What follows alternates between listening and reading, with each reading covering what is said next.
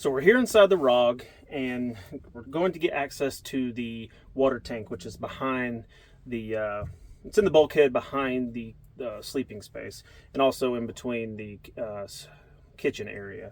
So it should just be as simple as these bolts across the top here and a few at the bottom.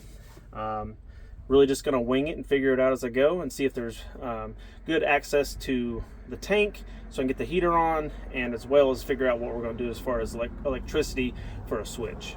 All right, once we got it off, there was a middle securing bracket right here that we removed. It's right here.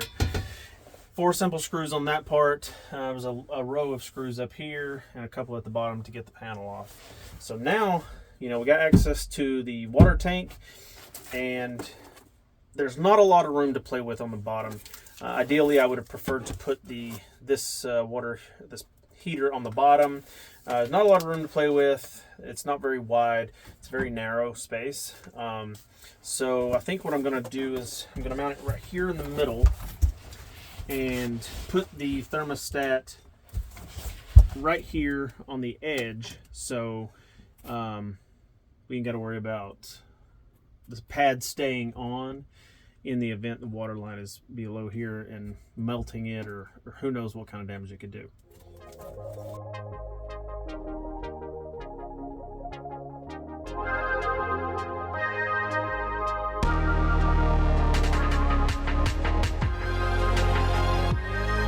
Okay, now that we have the framing back up in place, we got this nice and stuck on here right in the middle. We have the wiring to consider. So there is a small hole back here that runs all the wiring back into the kitchen space. So I think I'm going to run it back through there because that's the best place to find a hot lead to get this wired to a switch. All right, putting this wall back together, and I am no mathematician, but putting this strip of rubber back on into this little channel is a pain in the butt. So I'm back here feeding the wires through the kitchen space, and I guess when it rains it storms, because for some reason I decided to turn on the water pump just to see. I don't know, for some reason I decided to, but good thing I did, because when I turned it on nothing was happening. So I was like, wonder what's going on. So I put a little bit more water in the tank, turn it on again. It's still not coming through the sink faucet. So I look behind the kitchen space here and notice that there are 2 spaces where the hose going to the faucet is completely kinked. So that was probably what was stopping the water going.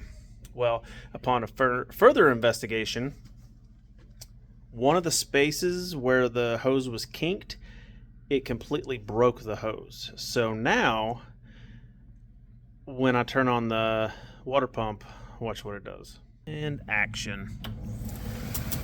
Yay, just water spraying everywhere. Let's see. Yeah, there it is. Needless to say, I've got to get this fixed before I go on my trip in a couple of weeks. I don't have a lot of time.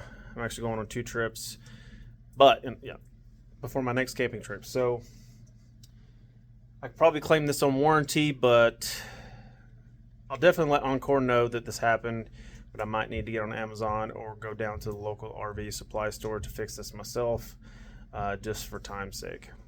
So it's been a couple of days, actually quite a few days, but I did get the water hose fixed thanks to Encore sending out some fast shipping on some warranty items. Pretty easy to replace the hose, but I'm kind of out of time on getting the tank heater wired up the way I want it. So in the meantime, because it's supposed to get cold this weekend on our trip, I went ahead and just wired it into one of these external plugs, pigtails, and I can just plug it in and turn it on and off from the switches inside. That'll do me through the weekend and maybe for a little while, but I do want to get it nicely buttoned up on a switch somewhere on the camper itself, so it's a little neater. But that was a quick video and install on the heating element for the tank. so it won't get frozen up in colder weather. So thanks for watching. We'll see you next time.